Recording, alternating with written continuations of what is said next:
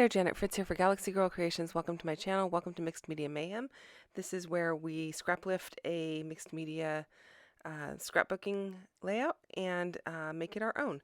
So this is the layout that we chose for this week. It's by Melinda Sweetman. It is absolutely beautiful. And so I chose to use this stencil. It's an old stencil from Heidi Swapp.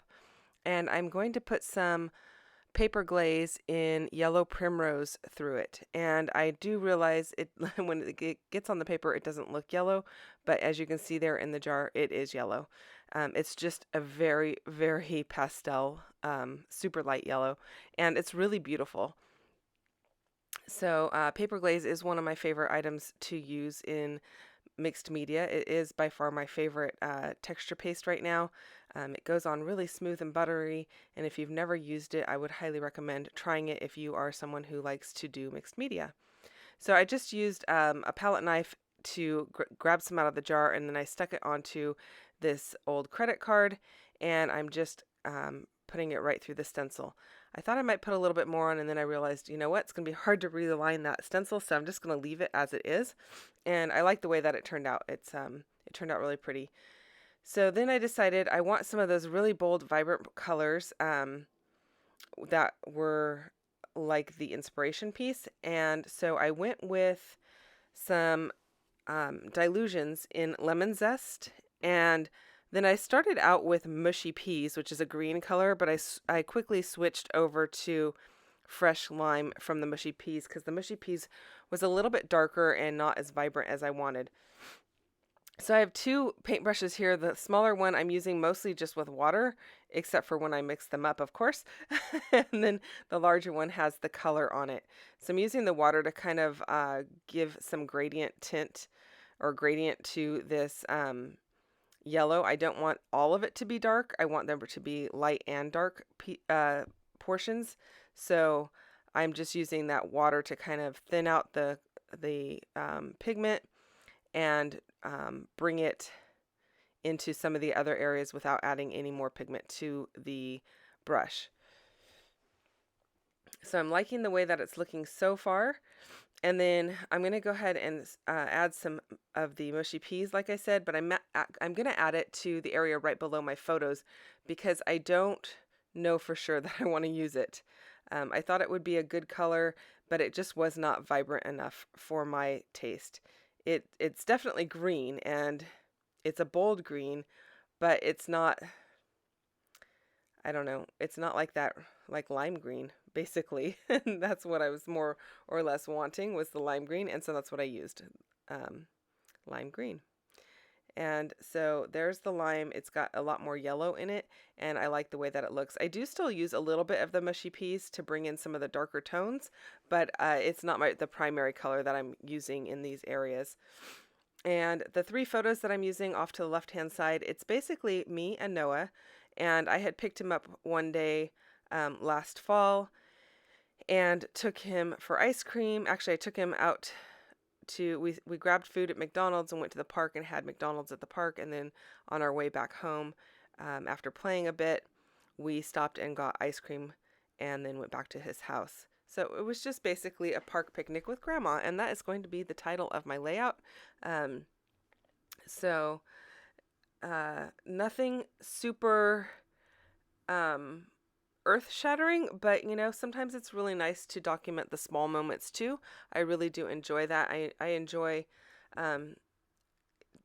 really documenting the small and the big stuff and the things that just make us who we are. So I want him to remember these special times as well, even though they were just, you know, it wasn't like a big, huge outing, and we can have just as much fun just going to the park as we can if we went to the zoo or an amusement park. So I just want him to have those memories in his book. So I started just putting some water into these areas and then dropping in bits of the green to see how that would work. Just playing with it a little bit there. Just kind of playing around with the technique. I am using Vicki Boutin foundation paper, and it is not taped down or anything. I am actually at a crop when I'm doing this, and I didn't have my boards with me. that I normally tape my mixed media down to, and being that it's on the Vicki Boutin paper, I wasn't too worried about major warping or anything because that paper is so thick it doesn't warp like regular cardstock does. It still does warp some, but not to the same extent. So it doesn't kind of get those like peaks and valleys. Yeah, the whole paper just kind of warps a little bit. So I'm pretty happy with the way that this turned out. Just kind of bringing in a little bit more of the yellow super light around the outside of the layout so that it doesn't look like it just kind of like stops right at the edge. And I don't necessarily want all of those little, I'm going to call them diamonds. I don't know what those are actually called. Maybe quatrefoils. I'm not sure. Somebody else probably does know. But I left some of them a little bit with white areas in them, and that's by design. And then I just took a baby wipe and I wiped off the areas that had the paper glaze on it because I wanted those to stand out a bit more. I didn't want them to have as much color on them, except for when I put the splatter on them. I don't mind if they have the splatter on them. So I am just using splatter in the same lime green and lemon zest. Actually, it's called fresh lime. It's not called lime green. So fresh lime and lemon zest. This is a lemon lime layout. So I pulled out 3 pieces of Flair that I think I'm going to use. I don't use Flair all the time, but I thought this layout could use it since the pieces of Flair were pretty simple. It added some color, but it doesn't add a whole lot of bold design or anything to it. I wanted to kind of keep everything very simple and let the background kind of be the shining piece besides the photos. So I am working on my title right now. I am going to use a multi-font title just like the inspiration piece. Except I think I'm going to use I'm using 3 different thickers. So I'm going to use these fancy sparkly ones, which I don't know the name of. They've been in my stash a long time. I will look up the names for all of them for you if that is of interest to you. I'm going to use these really lime green ones. And then I'm going to use some white ones that are Paige Evans. Those ones I probably have handy. The Paige Evans ones are called Happy Life, and they're little tiny white ones, and on one side and blue on the other. Let me see if I have the green ones handy for you.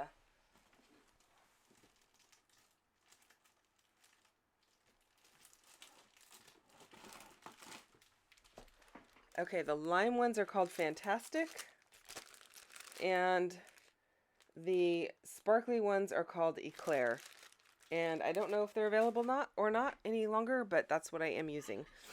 I do have a lot of thickers in my stash, so that's I'm trying to get them used up, kind of interspersed with using the dyes that I have been using lately. So when I have the right color and the right letters available, I will pull my thickers out and use those. So I'm just making sure I have enough room and the letter placement is how I want it, especially since the Eclair font has a lot of ascenders and descenders, and I purposely pulled out any of the ones that had like those loopy swooshes on them. I really kind of liked that for this layout. They do have P's and K's that don't have those loops on them, but I thought I would use those because I liked them a lot, and because I have this word in between. They nestle well together. Actually, they could have nestled well anyway because the first 4 letters of Grandma they don't have any ascenders on them. I could have nestled them just after the descender in P, but I thought this worked better because I liked the uppercase font sandwiched in between, because I considered having my title say "At the Picnic with Grandma."